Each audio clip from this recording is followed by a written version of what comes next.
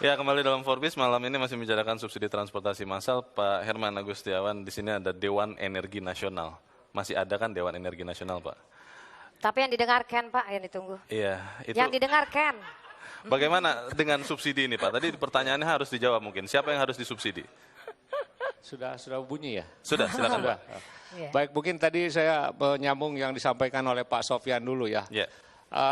Memang kami di Dewan Energi sejak 2009 itu sudah memformulasikan Pak Sofyan ya.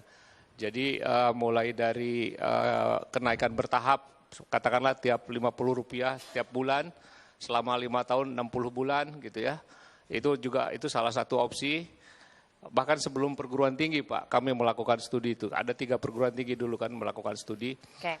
Terus kemudian ada tadi disampaikan floating ya. Jadi subsidinya itu fix begitu, katakanlah 100 triliun, sementara harga mengikuti itu, fluktuasi gitu ya. Jadi tetap gitu ya.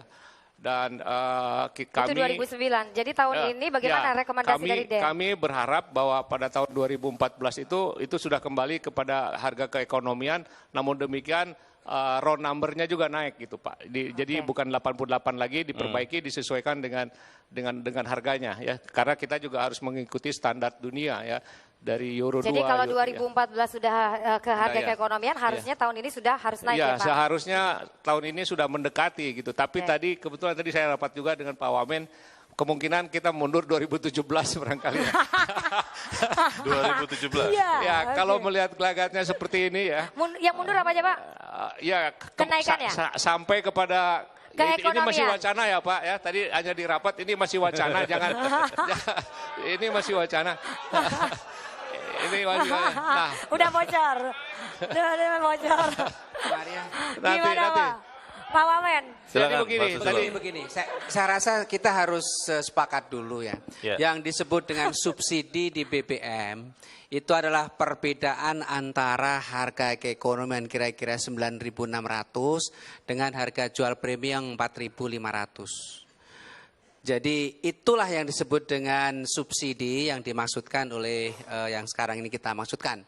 Sehingga kalau 46 juta kiloliter dikalikan perbedaan itu dapatnya kira-kira 200 sekian. Itu yang pertama. Yang kedua kita sepakat bahwa dan kita tahu bahwa subsidi tersebut itu ternyata tidak tepat sasaran. Jadi apakah mau naik atau harga naik BBM atau tidak itu kan kalau misalkan kita berusaha untuk mengurangi, kita sepakat untuk mengurangi jumlah subsidi tadi. Sehingga bisa saja yang tidak tepat sasaran itulah yang kita cabut, kemudian dana hasilnya itu dipakai untuk membangun misalkan fasilitas. Itu tadi sudah kita bahas Pak. Intinya yang 2017 itu tadi Pak? Bukan. Begini. Ini sebentar ya Pak. Mungkin Pak Wamen tadi ini. Jadi kami ini di DEN, ya mungkin Pak Wamen belum jadi Pak Wamen waktu itu ya.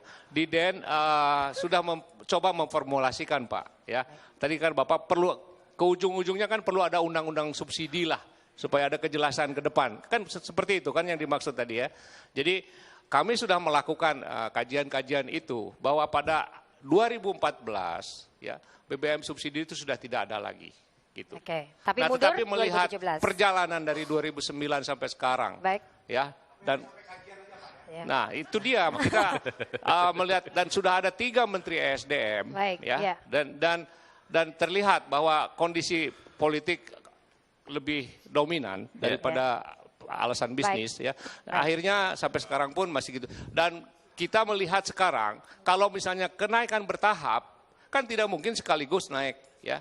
Nah, itu tidak melihat waktu dalam waktu dekat ini ya, tidak melihat kemungkinan dalam waktu dekat. Nah, tapi ingin saya tambahkan sedikit aja. Tambahkan sedikit dulu deh ini ya. Bahwa kita juga jangan egois ya, Pak ya. Ke depan ini kita juga harus meninggalkan minyak ini untuk anak cucu kita. Ya, kita nggak boleh menghabis-habiskan minyak ini sekarang gitu. Dan kita juga harus berpikir ke alternatif energi, misalnya ke gas ya, dan listrik ya, khususnya yang MRT. Saya kira ini sangat bagus sekali untuk didukung ya. Kenapa? Karena dalam konteks bauran energi kita tuh sudah padat sekali dengan minyak. Jadi listrik ini terutama untuk mass rapid transportation, ini harus kita dukung dan kalau perlu ya memang saya setuju sekali kalau memang kalau perlu harus untung karena harus mampu memaintain dan mengembangkan bisnisnya sehingga bisa bertambah. Jadi dalam konteks nggak dilarang kan BUMN juga profit begitu ya? Ya harus itu wajib harus fardu ain itu. Saya kira begini, saya kira jangan dipertentangkan antara subsidi BBM dengan subsidi untuk transportasi publik. Itu dua-dua bisa harus jalan karena begini. Ini kan perintah Undang-Undang Dasar. Perintah Undang-Undang Dasar kita kan harus ada negara itu bertanggung jawab terhadap pelayanan umum yang layak loh. Baik. Pelayanan umum yang layak. Yang kemudian di Undang-Undang BUMN sendiri Pak Yonan ya, itu misi BUMN itu bukan cuma mengejar keuntungan, tapi menyelenggarakan kemanfaatan umum yang kualitasnya tinggi.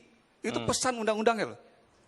Pesan. Jadi kalau Pak Yonan masih menjalankan kereta rel listrik ekonomi yang orang naik di atas, kacanya pecah, pintunya nggak bisa tutup, itu dia punya dosa konstitusional. Oke, kita lanjutkan lagi selepas selingan. Forbes kembali. Tetap bersama kami di Forbes.